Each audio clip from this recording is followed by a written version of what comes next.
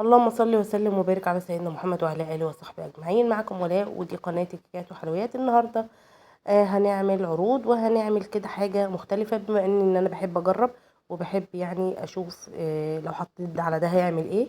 فانا النهارده حطيت على الجيلو والشوكولاته شويه من الدست اللميع، وقلت كده يعني هو انا مش حطيت، يعني هي اتحطت بالصدفه كده البحته. فهوريهولكوا كده عمل معايا ايه. هنسمي الله كده ونبدأ. ومعانا معلقة كبيرة من المحسن، عليها 100 جرام من السكر اللي هو نص كوباية، وثلاث بيضات من التلاجة، أهم حاجة يكون حجم البيض كبير.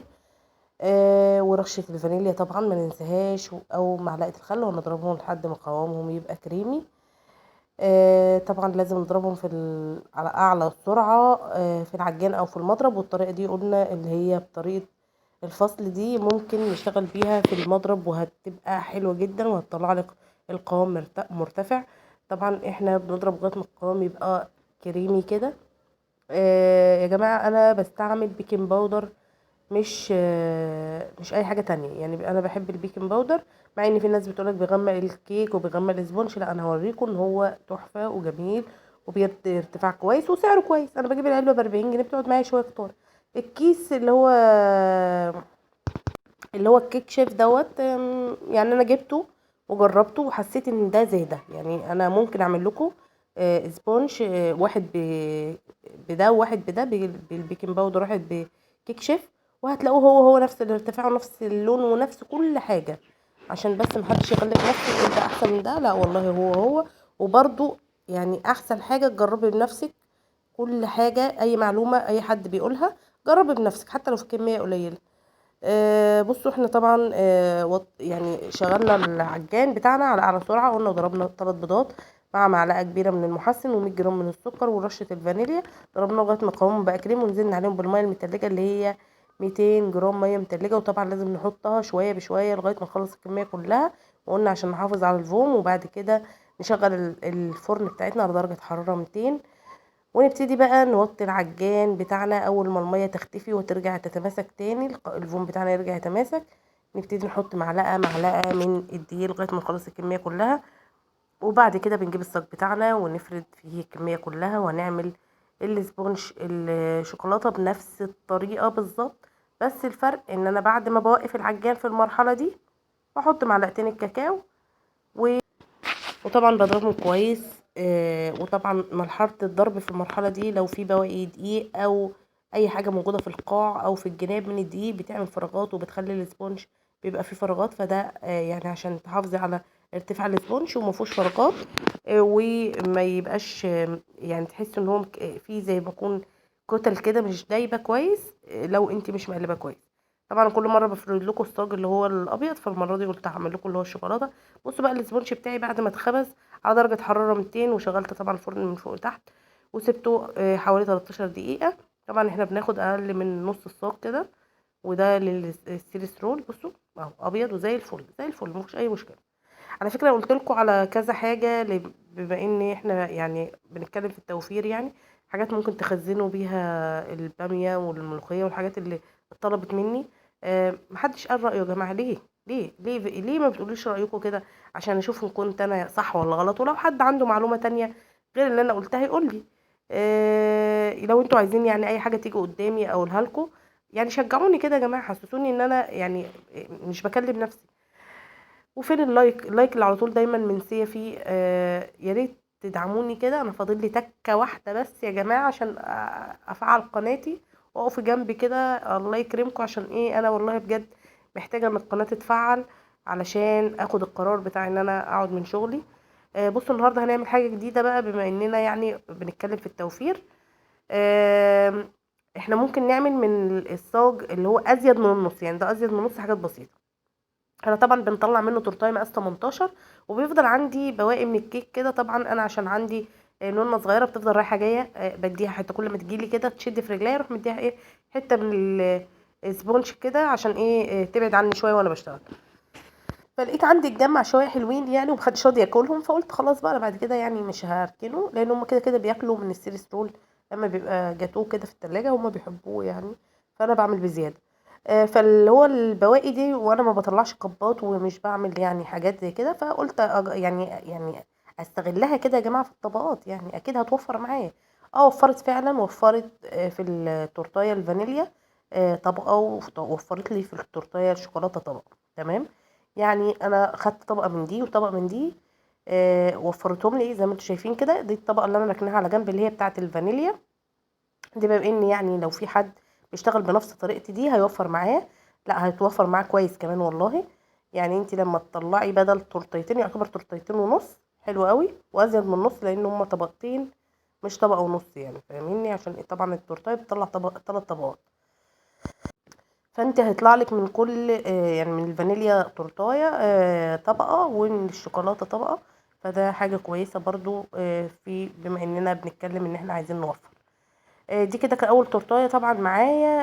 انا طبعا هلمها كده بس وهدخلها التلاجة تشد شوية على ما ابتدي اشتغل في التاني. طبعا انا اي حاجة طالعة كده من الجناب بحاول اشيلها يا اما ادخلها لجوه علشان ما تضايقنيش، وانا بعمل بالزجزاج اللي هو بتاع السكرابر، ما يبقاش طالع فيه كده حاجة شرشرة كده زيادة. بصوا زي ما انتم شايفين ده كده، ده كده الزيادات دي، يعني انا بقول لكم كده ده كده زي زيادة مني.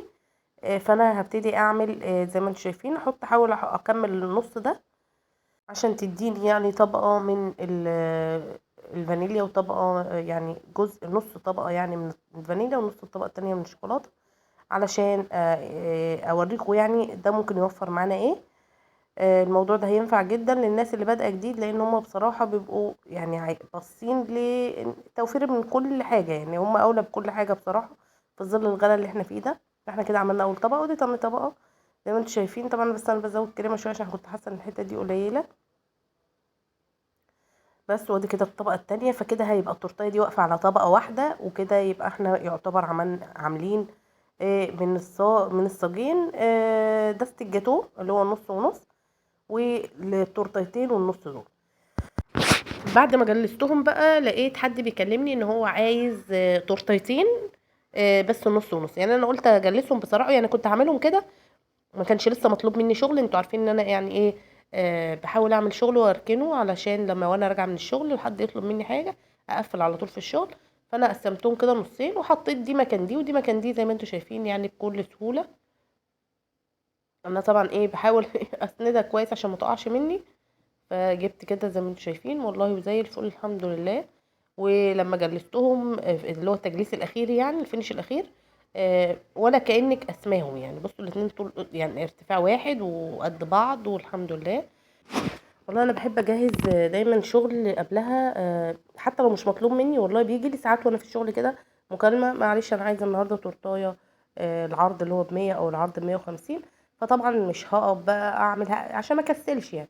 فببقى بطلع بقى من الفريزر زي ما قلت لكم بنجلس اللي هو التجليس الاخير ده، وبطلع العروض وابتدي اعمل غيرهم اللي هو يعني ايه شغل تاني يوم. طبعا الا اذا بقى حد اتصل بقى بيا وعايز حاجه معينه، يعني تورتيه مربعه، تورتيه مدوره، حاجه مختلفه عن العروض. لكن شغل العروض كده كده ما هو معروف، التورتيه مثلا معروف والجاتوه معروف، فده عادي لو جهزناه قبلها بيوم وحطيناه في التلاجة مش هيحصل له اي حاجه. بس انا بحطه طبعا في الفريزر مش في التلاجة. انا عامله الديب فريزر بتاعي للطرط بس والحاجات بتاعه الشغل، وبطلعها بشتغل فيها زي ما هي متلجة وما بيحصلهاش اي حاجة. طبعا عشان احنا في الصيف الدنيا لازم يعني ايه تبقى الحاجة تبقى ساقعة كويس. وده بينفعني قوي لما اكون هجلس التجليس الاخير. يا دوبك انا بدي كده وش بس، او ساعات على حسب الكريمة يعني بتفيض مني بديها بس كده ايه اللي هو الم الفرفتة بتاعة الكيك بس. وبعد كده ادخلها التلاجة والفريزر، وبعد كده ارجع اشتغل فيها تاني بتبقى زي الفل. لكن دول طبعا انا اشتغلت فيهم على طول ملحقتش يعني. لقيت حد يعني بيكلمني وقال لي انا محتاج عرضين من اللي هم ب150، بس عايزهم قلت له يعني عندي فانيليا وعندي شوكولاته. قال لا احنا محتاجينهم الاتنين نص ونص. فقلت خلاص يلا بقى اقسم دي واحط دي مكان دي وخلاص، يعني سهله يعني. بس والحمد لله ونفع الموضوع زي الفل. وهو الموضوع زي الفل يعني لو انت هتعملي كده. بس الاحسن ما تعملهاش وهي متلجة قوي، علشان وانت بتقسميها ما توربش السكينه معاكي فتطلع مش مظبوطه. تمام. يعني اعملي الحاجه دي لو انت هتسيب التورتيه تفك شويه عشان ما توربش منك وتضايقك. ودي برضو التورتيه التانية زي ما وريتكم اهو. بصوا ارتفاع واحد وما فيهاش اي مشكله. بالنسبة لحبيبتي بقى اللي كانت بتسألني على التقسيمة بتاعة التورتة اللي هي مقاس 30 في 40. طبعا احنا بناخد، احنا لما بنيجي نقطع تورتاية بنقطعها اقل من البورد بتاعتها، يعني 2 سنتي من هنا و2 سنتي من هنا. لو انتي قطعتي الصاجين الاولانيين هيطلعولك تقريبا الصاج من اليمين ومن الشمال هيطلعولك حوالي، هيوفروا معاكي حوالي نص صاج. هبقى اوريها لك بالتفصيل. بصوا بقى زي ما بوريكم كده، ده الجيلو، وانا حطيت عليه معلقه من الدست. يعني ايه، قلبت الدست كده في معلقه صغننه بتاعت الشاي دي زيت، وبعد كده حطيته هنا عشان ما يكلكعش يعني ويضايق. قلت اجرب يعني. بقول لكم بقى، حد برضو كان سألني على انت ليه ما بتحطيش على التورت بتاعتك اللي هو الجيلوهات الفراولة والمانجا. مش عارفة، بصوا يا جماعة، مش عارفة يعني. بحس ان انا التورت عندي يعني الموضوع الالوان ده، يعني لما بتطلب، يعني لما حد يقول لي لا حطي كده، يعني حطوا كذا، غير كده ما تلاقينيش بشتغل بالحاجات الملونة قوي دي. مش عارفة يعني، انا مش عارفة ليه بصراحة. يعني هي كل واحد بيبقى على حسب هو مرتاح لايه وحابب ايه. انا بلاقي نفسي في الجيلوهات الشوكولاته الجناش اللي هو الابيض والاسود، يعني مش عارفه. او ممكن مربى حليب مثلا، او ممكن لوتس مثلا. لكن الاحمر والاصفر مش بلاقي، مش عارفه. انا مش عارفه ليه يعني بصراحه. لو حد طلبهم تمام زي الفل، ده هو اللي طالب شغله. لكن انا من نفسي احط كده واعمل الكلام ده، لا، مش بحب الالوان الكتيره. آم، انا مش بحب الحاجات اللي فيها هيصه. يعني انا لما بلاقي تورتايه فيها كميه شوكولاتات كتير وشغل كتير، انا مش عارفه. بحس ان انا ايه ده، بحس اوفر قوي. بحب الحاجه تبقى سيمبل كده، هاديه، وشغلها حلو وكل حاجه، بس ما فيهاش شغل كتير. دايما الحاجات البسيطه ساعات بتعجب الناس. الا اذا بقى حد طلب منك حط لنا ده، حط لنا ده، حط لنا ده. مش عارفه بقى كلامي ده إن كان صح ولا غلط. وبرده يعني قولوا لي رايكم، ولو في افكار جديده لتزيين قولوا لي، يعني قولوا لي اعملي كذا، جربي كذا. وانا بحب اجرب جدا على فكره، جدا. يعني انا من النوع اللي بحب اجرب كل حاجه، حتى لو الحاجه دي هبقى عارفه ان هي يعني مش هتنفع معايا. بقول بجرب عشان اسمي جربت، اسمي انا عملت الحاجه دي وجربتها، نفعت تمام زي الفل. ما نفعتش يبقى انا ما اقعدش انب نفسي وضميري من جوايا يقول لي طب ما انا كنت جربت يا جماعه، طب وانا ليه لا اجرب. نفعت تمام وهعتمد الحاجه، ما نفعتش على الاقل لو حد جه سالني اقول له لا والله انا جربت ده وما عجبنيش. دي بالنسبه للتورتيه التانية. زي ما انتم شايفين احنا عملنا بالقمع اللي هو النجمة المفتوح، عملنا روزيتات كده بشكل الوردة. وطبعا زي ما انتم شايفين كده عملنا ورقة شجر، وحطيت كريسبي اللي هو الكبير والصغير. وطبعا ده انا حط عليه دست ذهبي. وبرده كتبت الاسم بتاع الولد وحطيت عليه دست. في بقى اقماع كده بتعمل شكل ورده وبتعمل اشكال جميله جدا. بس للاسف انا لما بنزل ادور ما بلاقيش الاشكال اللي انا ببقى حباها دي. لو جت قدامي هشتغل طبعا باشكال مختلفه. على فكره بحب الاختلاف، ما بحبش التكرار. ما بحبش ان انا عملت تورتايه وتاني يوم عملتها، حتى لو هي عروض. على فكره عايزه اقول لكم ان الشغل في التورت الصغيره اصعب من التورت الكبيره، لان هي بتبقى حجمها صغير وانت عايزه تطلعي حاجه كويسه. فدايما تقعدي تفكري طب انا هعملها ازاي. اي نعم، واحنا بنشتغل بيجيلك افكار، بس برضو ساعات بتبقى بتقفي كده اعملها ازاي. وبالذات لما حد يقول لك اعملي الحاجه على ذوقك، انت عايزه تعملي حاجه كويسه، آه، وطبعا عايزه تطلعي الحاجه احسن حاجه. بصوا انا جربت بقى ايه الجيلو، حطيت عليه دست ذهبي، ما عجبنيش. لكن لما حطيته على الفضي لما في الفيديو اللي قبل ده، لما كنت بلمع اللي هو الوش بتاع التورتايه، ادتني لمعه جميله جدا. مش عارفه في الذهبي ما حسيتش ان هو احلى حاجه. انا قلت اجرب كده اشوف هيبقى حلو ولا لا، بس ما عجبنيش. يعني انتوا حتى شايفين اللي هو اللي انا عملته في ده، لا ما عجبنيش خالص. ده كده كان الفيديو بتاعي. طبعا ما تنسونوش في اللايك، وتقولي لي رايكم في التورت اللي بعملها الصغننه الجميله دي، المحندقه دي حلوه ولا لا. يعني لو في افكار حلوه قولوا لي. وطبعا هستنى تعليقاتكم واشتراككم في القناه، وما تنسونيش في اللايك، وشكرا لكم.